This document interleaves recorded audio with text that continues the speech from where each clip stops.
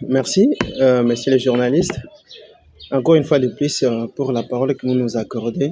Aujourd'hui, déjà dans la nouvelle année 2025, en tant qu'analyste, aujourd'hui, vous nous posez la question de savoir la réalité ou la concrétisation de la décision de l'arrêté fixant le prix des transports en commun ici à Kinshasa.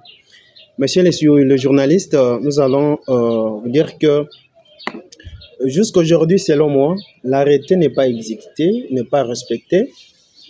C'était un arrêté bien accueilli dans le chef de la population quinoise de manière particulière parce que ça fait un bon temps. Se déplacer à Kinshasa, c'est un problème sérieux. Et les transports en commun constituent un facteur qui consomme terriblement les économies des ménages ici à Kinshasa. Mais cette nouvelle était très bien accueillie par la population quinoise parce que c'est un ouf de soulagement pour eux. Bien que le ministre provincial des Transports de Kinshasa a donné les moratoires de 10 jours aux usagers, donc aux utilisateurs, et le responsable des organisations de transport en commun qui sont ici. Mais nous constatons qu'il n'y a pas l'autorité de l'État. Parce que le changement de quelque chose dans un pays, dans une province, dans un secteur, ça doit se sentir lorsque l'État, une autorité établie, parle, instruit, ça doit être automatiquement respecté par la cible ou la personne concernée. Mais hélas, ici nous constatons que l'État parle, l'État agit et la population agit de sa façon, de sa manière. On ne sent pas l'autorité de l'État dans cette province. Messieurs les gouverneurs, messieurs le ministre provincial des Transports, laisse-moi vous dire que ça ne demande pas des milliers ou des millions de dollars ou de francs congolais pour que cette loi, cette décision soit respectée, qui est en faveur de la population quinoise. Non, vous avez l'impérium, vous avez les services appropriés.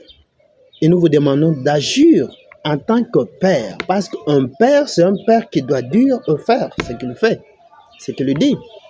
Mais vous êtes là, vous avez promulgué un bon arrêté, mais qui n'est pas exécuté. En dehors de ça, il y a beaucoup de lois, ici à Kinshasa, en RDC, qui ne sont pas respectées parce que vous ne imposez pas l'autorité de l'État. Comment un homme qui roule sur les sols congolais de l'État, qui impose son prix le matin, le midi et le soir, qui maltraite, qui torture indirectement le peuple. Et tous les services observent et ne font absolument rien. Et il y a une loi qui est fixée.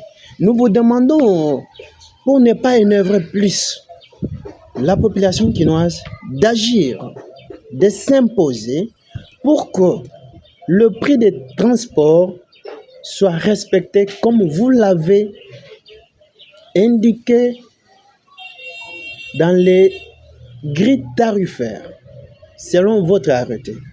Et cela, selon le trajet.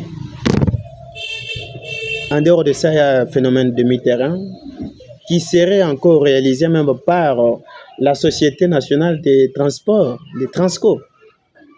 Nous interpellons encore leurs autorités. Parce que le peuple doit vivre heureusement, doit se sentir à l'aise. Et c'est ça même la façon d'aider les chefs de l'État. Ils ne doivent pas venir encore faire des suivis de respect de mesures que vous-même vous fixez.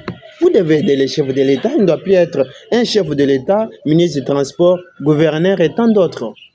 Et c'est ça aussi la façon de servir le peuple. Nous vous demandons vraiment de mettre et d'agir pour que cette loi cet arrêté soit respecté et que le peuple quinois, la population quinoise, circule heureusement.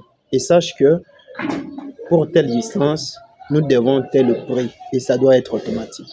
Nous vous remercions.